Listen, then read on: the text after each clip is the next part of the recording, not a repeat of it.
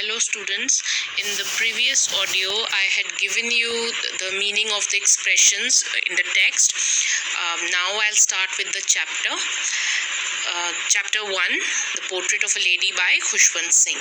Now, my grandmother, like everybody's grandmother, was an old woman. Now, the author says that his grandmother was like everybody's grandmother, like she was an old woman. She had been old and wrinkled for the 20 years that I had known her. People said that she had once been young and pretty and had even had a husband. But that was hard to believe. So that was hard to believe.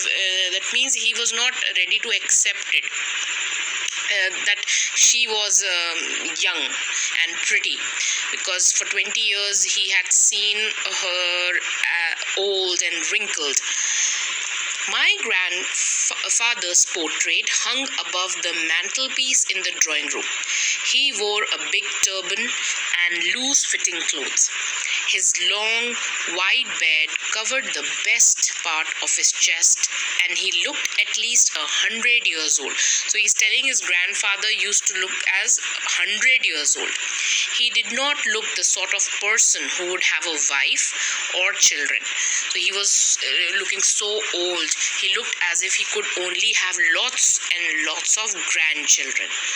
As for my grandmother being young and pretty, the thought was almost revolting. The thought was almost revolting means it was too hard to believe. It was not acceptable for him. She often told us of the games she used to play as a child that seemed quite absurd and undignified on her part, and we treated it like the fables of the prophets she used to tell us. So the stories which she used to tell about herself, the games she used to play as a child, so all these things, they treated it like the fables of the prophets she used to tell us. She had always been short and fat and slightly bent. Her face was a crisscross of wrinkles running from everywhere to everywhere. No, we were certain she had always been as we had known her. So here we see that he's not ready to believe. She is old, that is what he knows. Old, so terribly old that she could not have grown older and had stayed at the same age for 20 years. She could never have been pretty, but she was always beautiful. He says she was always beautiful. She hobbled about the house in spotless white with one hand resting on her waist to balance her stoop, and the other on the beads of her rosary. So she used to do that. Her silver locks were scattered over her pale, puckered face, and her lips constantly moved in inaudible prayer. Inaudible prayer means that cannot be heard. So she kept on saying that prayer. Yes, she was beautiful. She was like the winter landscape in the mountains, an expanse of pure white serenity. An expanse of pure white serenity refers to calm, peaceful winter landscape in the mountains, breathing peace and contentment. So there was peace and satisfaction. Now, my grandmother, next paragraph is, my grandmother and I were good friends. So the author is telling us that his grandmother and he were good friends. My parents left me with her when they went to live in the city, and we were constantly together. So parents had gone to the city, and so grandmother and this child were together.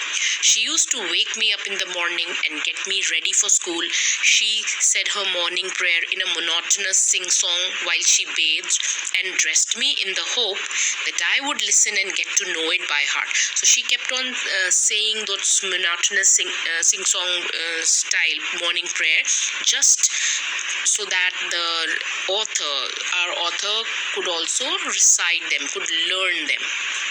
by heart. I listened because I loved her voice but never bothered to learn it. So the author did not learn it. He just listened to her voice because he liked her voice.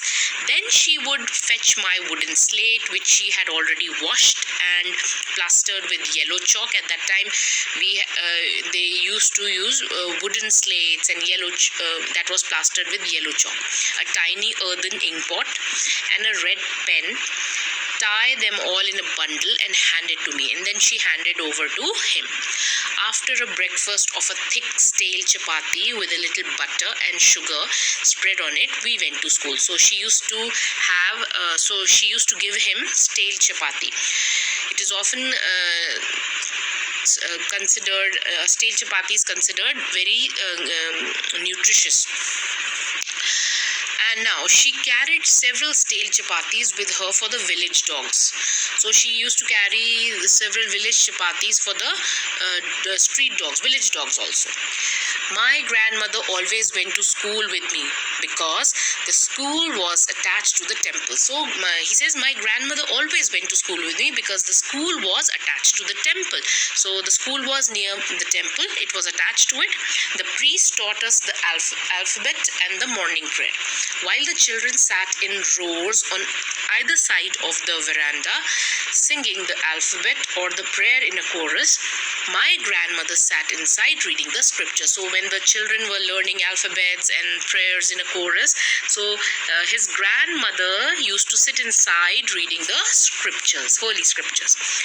When we had both finished, we would walk back together. This time, the village dogs would meet us at the temple door. So when they returned, at that time the village dogs met them at the temple door. They followed us to our home, growling and fighting with each other for the chapatis we threw to them. So they used to give them the chapatis, and all the dogs used to growl and fight with each other.